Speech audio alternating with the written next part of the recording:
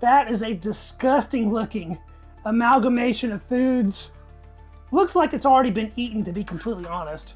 What's up, guys? Readiness Rations here with you again, and today we are digging into a U.S. military meal ready to eat. This one sounds surprisingly tasty for an army ration. That is menu number 7, beef brisket entree, and I have no idea how it's already been 10 years since 2015.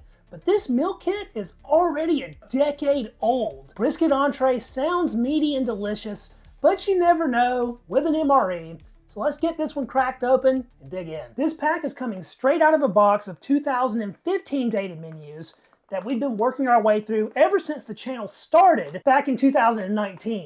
Brisket entree debuted in 2009, replacing meatloaf with gravy, and this menu hung around until 2018, when finally it was replaced by beef strips and savory tomato sauce in 2019. Our very first item is the retort pouch for the entree. Brisket entree packed on the 337th day of 2015, so just shy of 10 years old. Next up is a chocolate chip cookie, trans fat free, 280 calories, a 1 ounce package of apple jelly, 1.5 ounces of peanut butter, that's 250 calories. They include an accessory package, which we'll check out further in a second, an excellent standard MRE style spoon, score, Irish cream cappuccino instant powder, 120 calories. I am very excited about that one. An infamous white wheat snack bread, trans fat free. We do have a chemical ration heater for a nice hot meal, and our side dish is a 5 ounce retort pouch of garlic mashed potatoes. Last item included is our cardboard sleeve for the entrees. We have the full ingredients list of the brisket entree there. A lot of items in that. The brisket is 210 calories with 25 grams of protein, and the garlic mashed potatoes are only coming in at 120 calories. As far as that accessory pack goes, you can't have an MRE without your standard issue Lighthouse butt wipe, 4 grams of iodized salt, a moist towelette, 2-pack peppermint chewing gum, and a sugar-free beverage-based raspberry. I've had very bad luck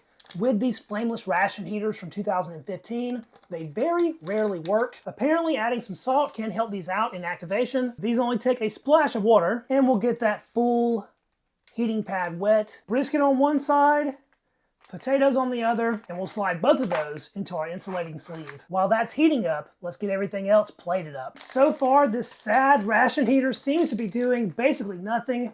It is mildly warm at best, not even 90 degrees. I've never tried this before, but I'm actually going to harvest another heating pad from a different FRH and add that to the mix. A little bit more water, and now that we're loaded up with a double dose of heating pads, we'll add both of those back to our little pack here. I think this Irish cream cappuccino has me the most excited out of anything in the kit. That has a good, although oddly artificial smell. Reminds me a lot of the smell you might get from a hot cocoa powder from Rations from decades ago. Typically you would mix this up in the bag. That's why the bag has this sort of hourglass shape to hold on to. I want to see what the powder's looking like though, so let's add it to a glass. The color on that is surprisingly light. That beverage calls for 6 ounces of water.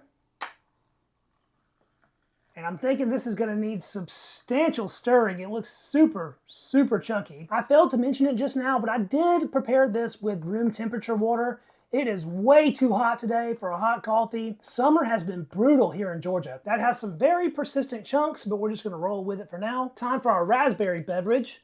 These little sugar-free beverage sticks are meant to flavor a 20 ounce bottle, but of course I have a 16 ounce bottle here. Dump that powder straight in. That's already coloring the water nicely, but let's reinstall our cap and give that a vigorous shaking. That one mixed up very easily.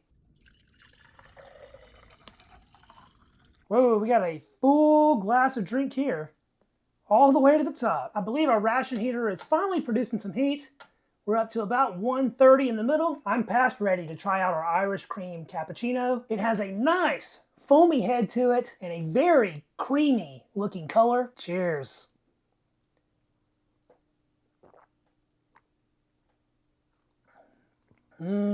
Sweet, super sweet. Nice coffee taste, but not super strong. It is pleasantly creamy. Man, that stuff is delicious. If you enjoy a sweet, creamy cup of coffee, this is about the sweetest, creamiest cup you're going to run across in a U.S. military ration. I have only one complaint, and that is that there is simply not enough of it. You know what? Having this one in plain room temperature water was actually really refreshing. I'm glad I decided to do it that way. Next up is the white wheat snack bread. I've ran into a couple snack breads from these 2015s that was already showing its age. That has a do not eat, which of course we will not eat. And there's our weird slice of shelf-stable bread.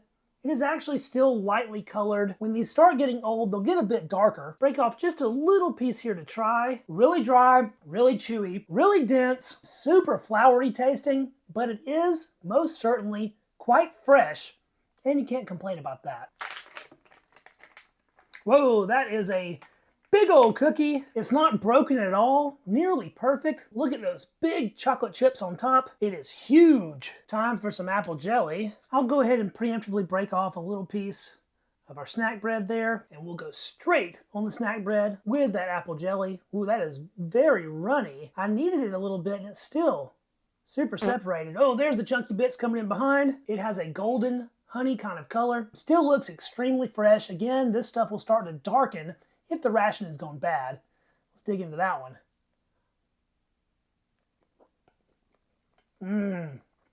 That makes the snack bread so much easier to get down. The added moisture really helps to counteract the extreme dryness of the bread. The jelly itself is of course significantly sweet. It is quite sour and has a really good apple flavor. Peanut butter basically never goes bad, so I'm expecting this to be absolutely perfect. Again, we'll paint it straight onto our snack bread because that's how we're going to eat it anyway. Perfectly creamy, beautiful, uniform MRE peanut butter. And not a bad piping job if I say so myself. Huh? Let's see what that peanut butter does for the weird wheat snack bread. It helps with the flavor, but it does not at all help with the dryness. If anything, it compounds the extreme dryness and makes it harder to eat. Luckily, peanut butter is a strong enough flavor to completely overshadow the sort of weird flavor of the snack bread. They go pretty well together, but it's far from complete in this form. You know we gotta put some apple jelly on top of that. Oh yeah. Messy, but delicious. As delicious as a wheat snack bread can be, I suppose. The bread is still really weird, but that combination of sweet, tangy jelly and toasty, creamy peanut butter is a really good one and would basically make anything taste better. That left me ridiculously sticky, so let's see if our moist towelette held up. It does still feel wet, a little bit soapy, decent size, and it easily cleans up that sticky, sweet apple jelly. I even got a little bit on my face here. Well, I feel refreshed. Let's get a sip of our raspberry beverage here. That is a dark maroon red color, and the quantity is substantial. Cheers. The first thing that hits you is a little blast of raspberry tartness. That's followed up with an artificial sweetener flavor, and finally the little artificial raspberry notes it has afterwards. These little sugar-free beverage-based powders are not nearly as good as the MRE drinks that are sweetened with real sugar, but it does flavor a lot of water, and if you found yourself drinking water that didn't taste the best, this would really help to mask that. Well, I suppose it's time to see if our ration heater ever did any ration heating. I can already tell you just from touching this that it is barely warm at best. Directly on the heating pads, we're only at about 100 degrees. And these retort pouches are just sad. Not even at 100. I've eaten plenty of cold MREs before. Today, I don't feel like it. So let's heat these for real. It's gonna take a moment for those to boil up, so I guess we're gonna have dessert before we even have our entree. Let's get into our chocolate chip cookie here. It feels super dry. Whoa, it is quite crumbly. It's just falling apart. I'm trying to get a snap for you guys, but that just ain't happening. Minimal pressure, and it just starts crumbling all to pieces. There is a ton of chocolate chips inside this thing. Awesome chocolate ratio. That's a pretty good looking bite. Let's toss it back.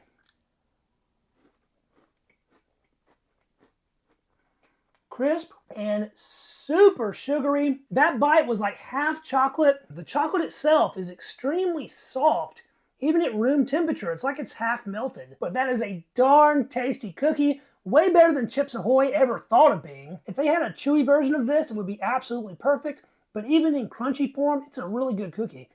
We killed off the apple jelly earlier, but this was a 1.5 ounce package of peanut butter, so I still have some to go around. Peanut butter and chocolate are best friends. I absolutely love that combination, always have. So I'm gonna load this piece of cookie up with a big line of our good old peanut butter. Now that's looking like ration dessert heaven. Let's try it.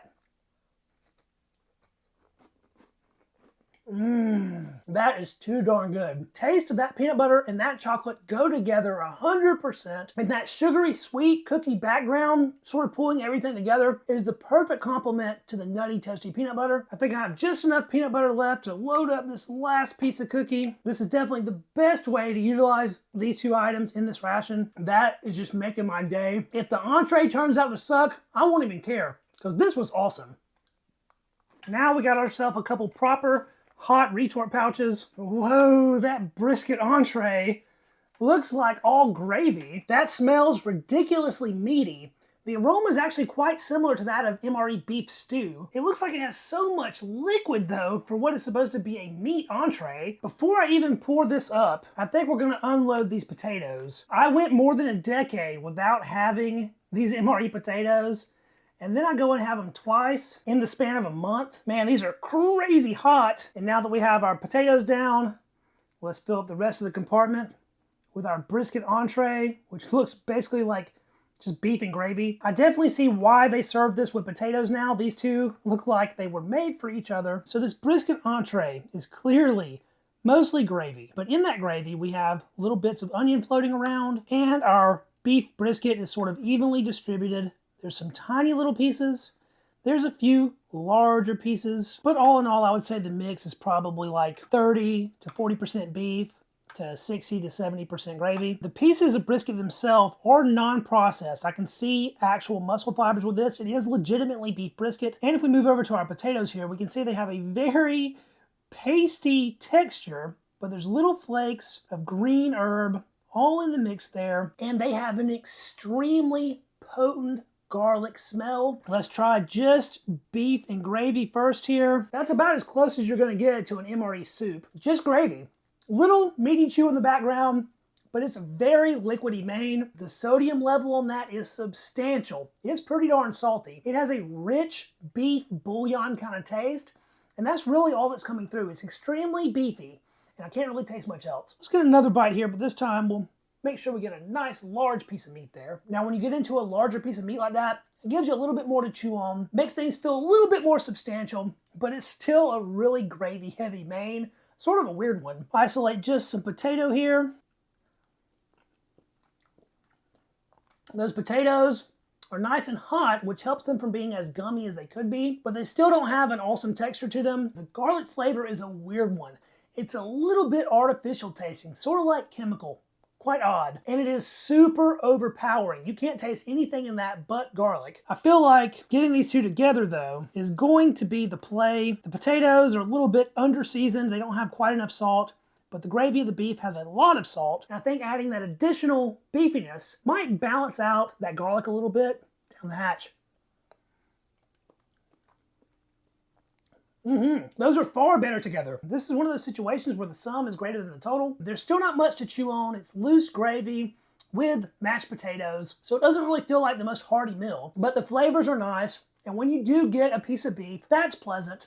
I just wish the slices were a bit bigger. This bite has some seriously large hunks of meat in it, and that makes all the difference. When you can really get a nice piece of meat, that garlic and beef flavor go together really well, and it's quite tasty. Since there's not much to chew on, I reserved a little bit of wheat snack bread here. I think we'll start out with a layer of mashed potato on the bottom to sort of bind things together. And then on the top of this, I'm gonna try to strain out some of our pieces of beef. If you were looking for a clean way to eat the ration, this ain't it, but I bet it's gonna taste pretty good. Let's see. Now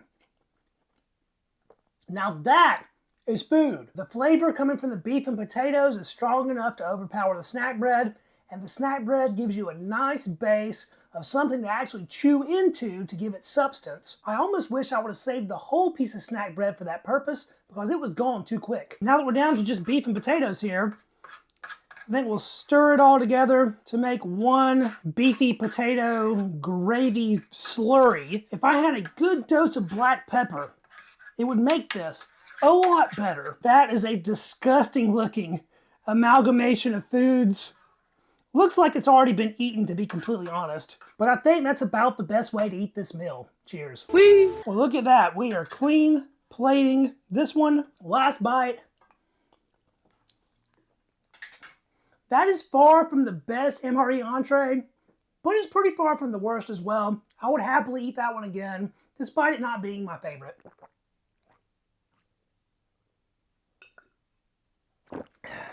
Even killed the drink. 10 years old and still going strong. Menu number 7, brisket entree. Given the consistency of this one, I'm not at all surprised it was replaced. But it was a pretty good menu when you compare it to everything else out there. I want to say a huge thank you to each and every one of you out there watching. If you enjoyed this video, don't forget to hit the thumbs up to help it out with the algorithm. Subscribe to the channel so you don't miss any of my future military ration review videos. Let me know what you thought about the review and the meal down in the comments. And while you're down there, let me know what ration you would like to see me review next. I will catch you guys in the next video. See you then. Peace.